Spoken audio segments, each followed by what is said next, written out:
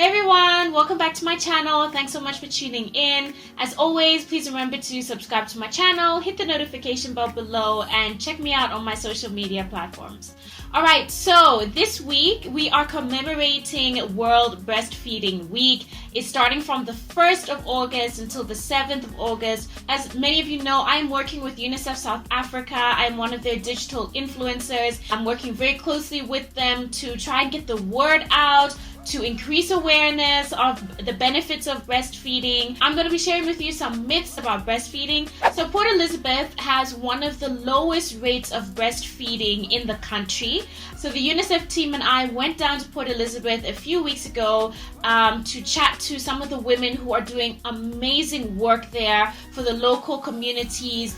So we went to Early Inspiration, and they are supporting and training women from Saka Esetu. It is a movement that was started by moms, caregivers, teachers, basically volunteers who want to support women, who want to offer a safe place for them to have helpful dialogues, discussions, help and guidance on HIV transmission, growth, development, hygiene, and also discuss their motherhood and breastfeeding challenges. So I facilitated a discussion at Early Inspirations where we had the mentor moms of Saka Esetu coming through. Some of them run their own creches and early childhood development centers. Others are teachers. Others are church members, church elders. For me, this trip was so important because up until then, I kind of understood that the breastfeeding challenges that I face, that I've heard my friends or, people online coming across were kind of universal. It was the same kind of problems. By being there and speaking to these women who are like literally on the ground with some of the most disadvantaged, underprivileged, women and families, and to hear some of their stories and to hear some of their insights into why breastfeeding rates are so low in the country, why breastfeeding in general isn't as sort of applauded and encouraged and celebrated and practiced. It was such a enlightening moment for me, and it was such a light bulb moment because I guess you kind of just automatically assume that everybody kind of faces the same problems that you do or similar problems, and you don't really completely understand until someone actually tells you, actually, this is what we're up against. This is what we are challenged with. And so the conversation takes on a completely different direction, and a completely different perspective was shown to me. I will never be able to fully understand and fully empathize, but I think it's important that when we do talk about such important issues, that we take all sides into consideration, and all types of life, into consideration. And one of the things I picked up when I was in PE is that a lot of women are not breastfeeding because they actually believe in a lot of the myths that come with breastfeeding. So I wanted to share with you the three biggest ones that the ladies, put forward and shared. The first myth, which, this one really floored me, because it's just so widely believed and perpetuated as well, is that having sex while you are breastfeeding basically dirties the breast milk. It affects the breast milk. Where this came from, where this myth came from, and why it's so widely believed. But as with all myths, it just takes one person to say it, and someone who you trust. And so the women were also sharing that these myths are perpetuated by the gogos and the elders who learned it from their parents and learned it from the previous generation, etc. So it's something that is widely believed. A lot of the men are sleeping around and use the excuse that their partner just had a baby, and so a lot of women are choosing to continue their sexual relationship with their partners rather than breastfeeding their children, because they understand that if they do have sex, then the breast milk will be contaminated. Obviously this isn't true.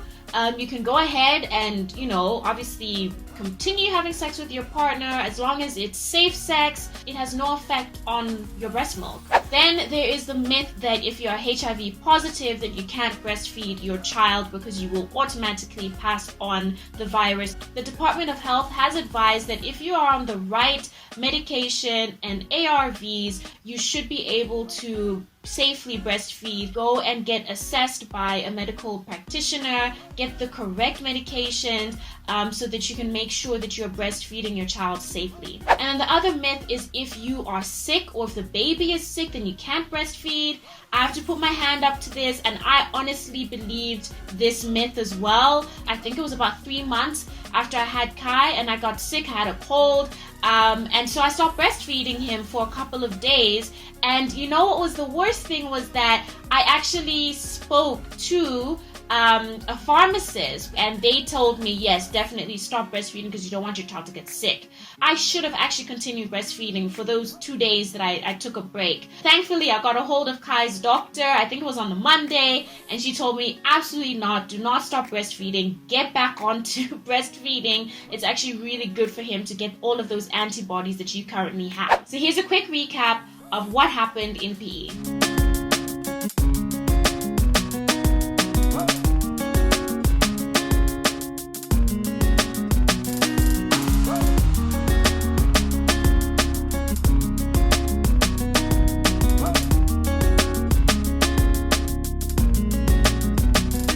With young people, I found it very difficult to talk and convince young people because they don't want to embarrass themselves by doing breastfeeding. Reason for joining the Sakesetu, I want to get information. I had to raise my 3 kids alone without any siblings around me. Because I've got this information from Sakesetu that it is important to stick to an exclusive feeding. But back then, when I was raising my young ones, my little ones, I made the blunder mixing. When a child cries, then I would think I'm alone, no one to support me. I would think this child needs something like solids now. I started my little ones as young as 3 months old. I would put the porridge. Yes. And and the child will be quiet. So now that I've got this information from Sakesetu and Early Inspiration, my wish is to roll this over to the youngsters that are out there. Because if you can see my kids, then I used to brag my kids, they're so cute, they fat. Then, when I go with my little ones or my babies to the malls, people, they will clap at me. And I would think it was the best thing that I've done. But today, when I'm sitting with them, we are all obsessed. I'm not saying I'm perfect, but I trained myself and onto my own children. So breastfeeding, really, I'm getting excited every time if I'm at the clinic, seeing myself advising other moms. You see, so breastfeeding, it is the best, especially for not your child to get sick and to be brilliant. My son can count, he can do everything.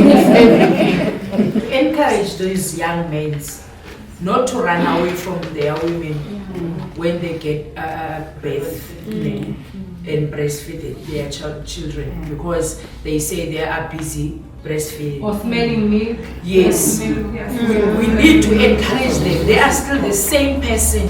It's just that they must just help each other. In the first place, she wanted to do abortion. I mentioned the most to go. She wanted to do abortion because of her parents. He stays with the father. He was brought up by her father. When she was 3 months, the mother died. And then the father threatened to chase her away. of which he did, and I had to take her into my own house, and then she stayed with us. I'm feeling for this young lady because she's carrying, and I was the one who was begging her not to abort.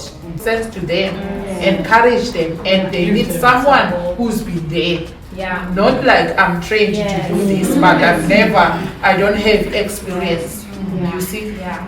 So to me, they need really what Mama is saying. It's true to involve men, because in my situation, I have never found my son denying to have a child, but he's supporting. So at least in whatever they do, there is something positive that he's doing. Yeah.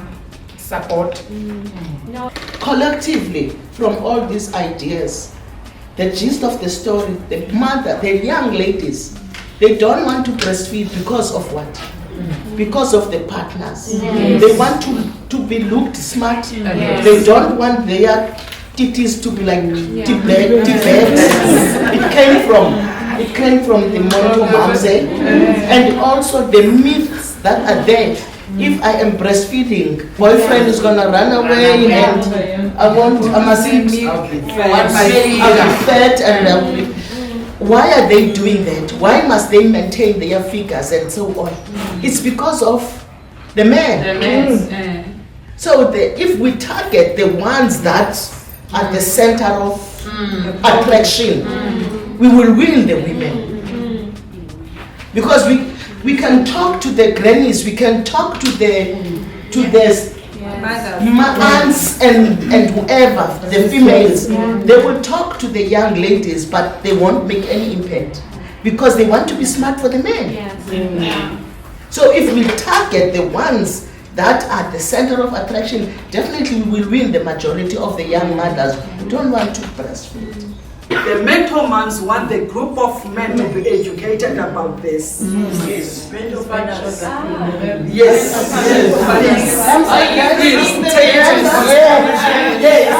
Thumbs up. Also,